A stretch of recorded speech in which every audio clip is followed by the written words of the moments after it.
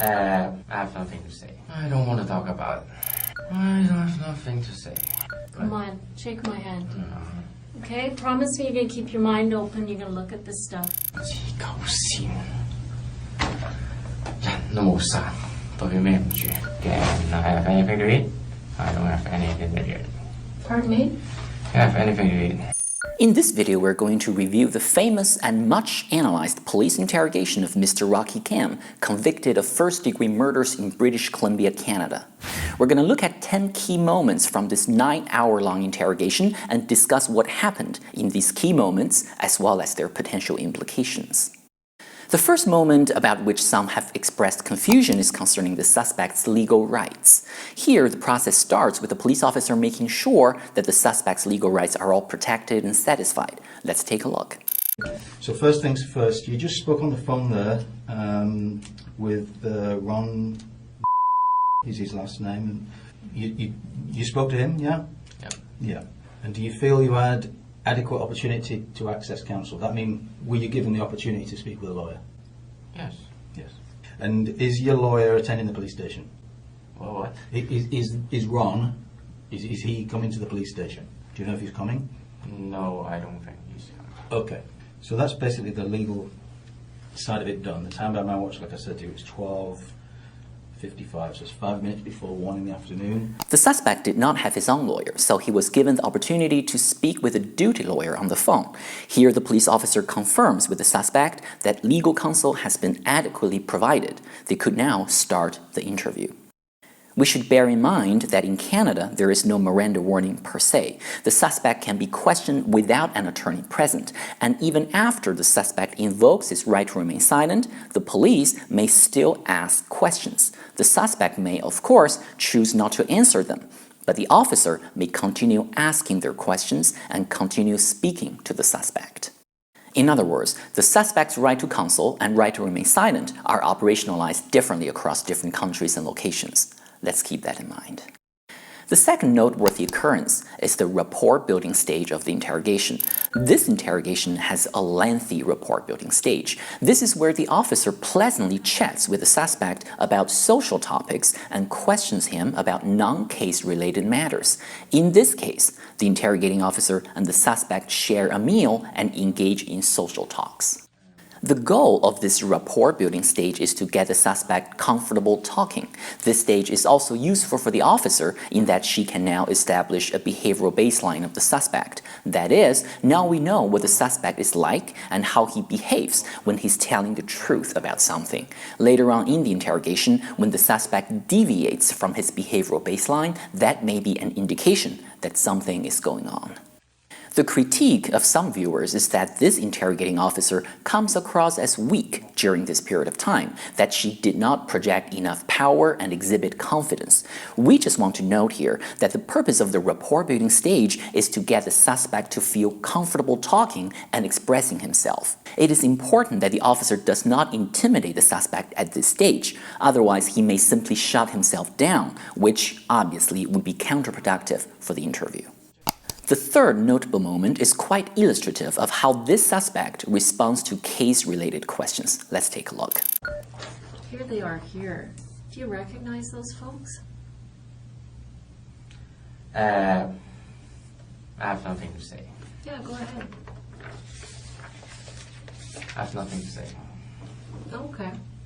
All right, so with regard to these people, are they familiar or neighborly with you? I don't want to talk about it. Okay. So obviously this brings up something emotional for you, Rocky. You seem... I have nothing to say. Okay.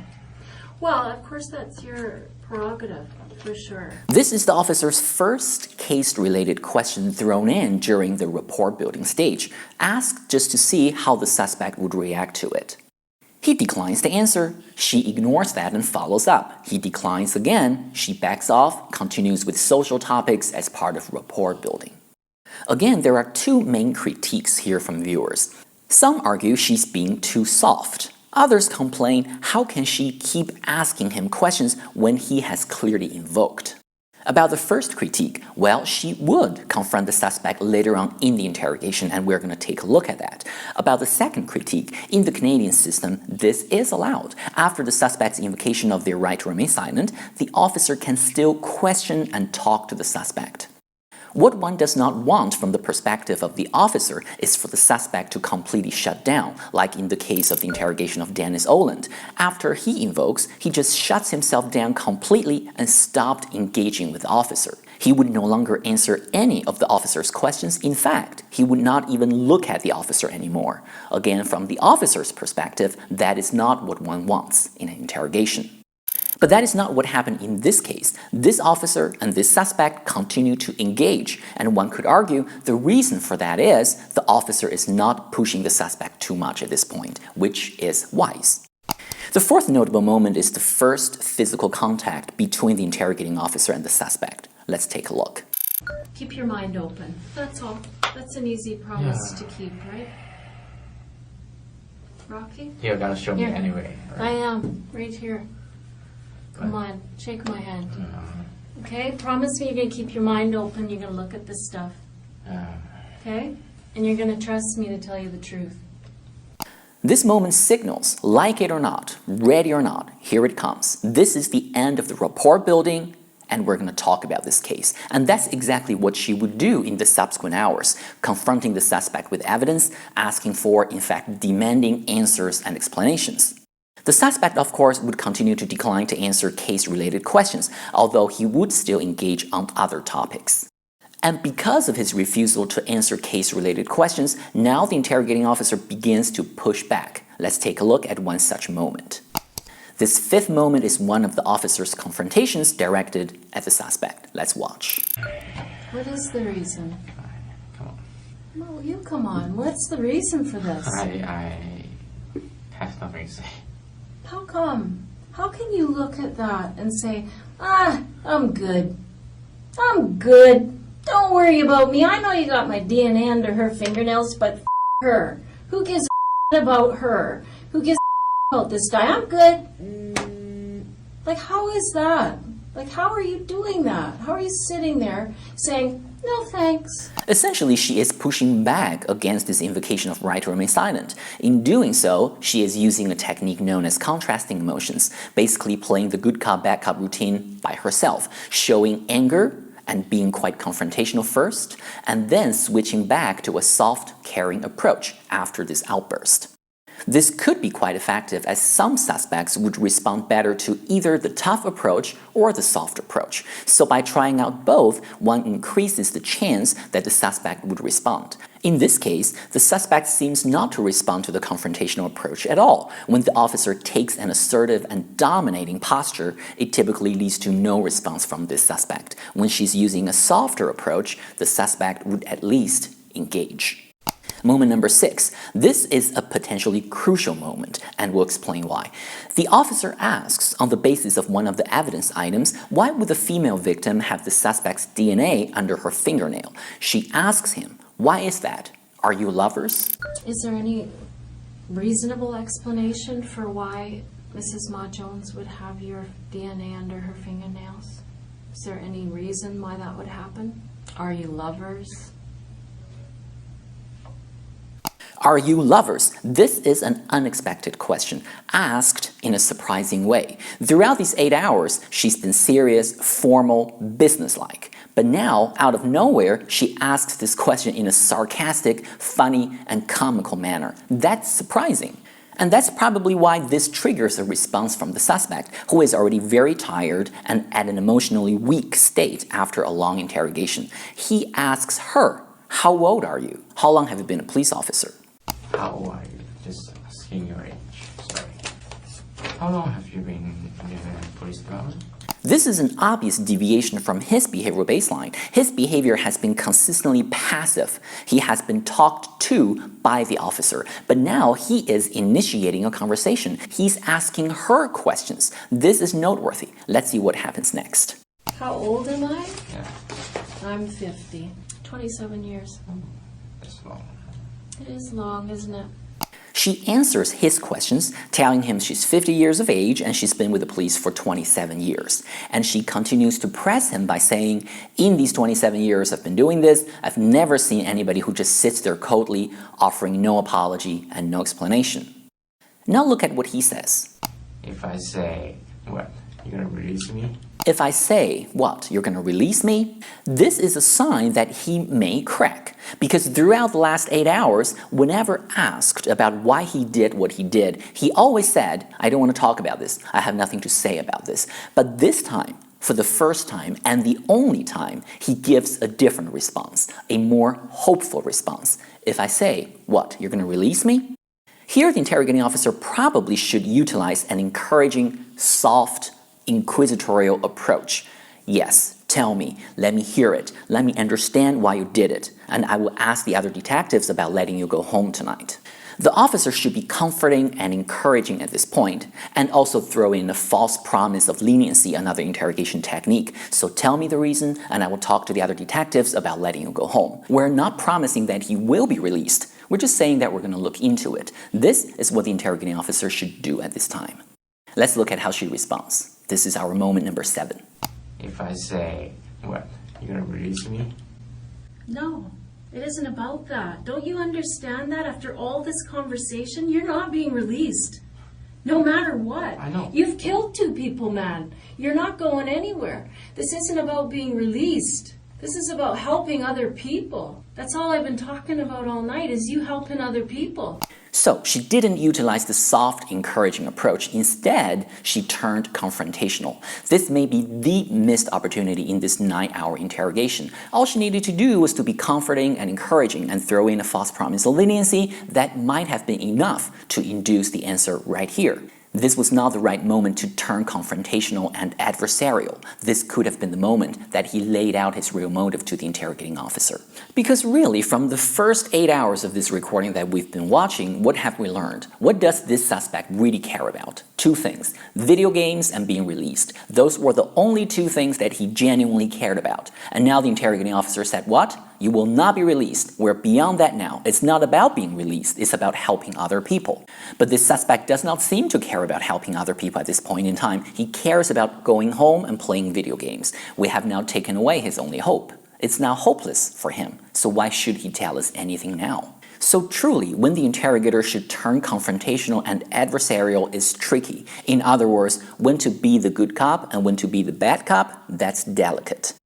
And for this specific interrogation, it is not meant to be accusatorial. The fundamental objective of this interrogation is to figure out the motive, which is inquisitorial. So a key implication of this moment is that when the suspect deviates from his behavioral baseline, when he does something that is a bit out of character, that is somewhat inconsistent with his prior behavioral pattern, that is when the interrogating officer needs to be particularly cautious, alert, and calculative, and not let your emotions run you over. Another key implication is that this interrogating officer uses 2 emotional states in this interrogation. She is either very nice or very angry. She's basically switching between these 2 emotional states for the most part. And as we have talked about, using contrasting emotions is a valid interrogation technique, but what she could have also done here is to make use of more emotions and attitudes. Look at what a sarcastic question, "Are you lovers?" elicited from the suspect. So make use of a wider array of emotions and attitudes. Be a bit less predictable and more surprising. That might have been more efficacious. Moment number 8, another physical contact. After her confrontational outburst, the officer then returns to using a softer approach, touching him, encouraging him. Let's take a look. What do you want to say? You know, Rocky, I can sit there and I can feel that you are feeling something. I can see that you're emotional. Why aren't you taking this chance to at least express remorse? But this is too late. The moment had passed. One could argue that her, let's say, mistimed outburst shut him off. Maybe today you're not ready to talk about the whole ugly story, but at least say you're sorry. For what? This triggers the last little outburst from the officer. For what?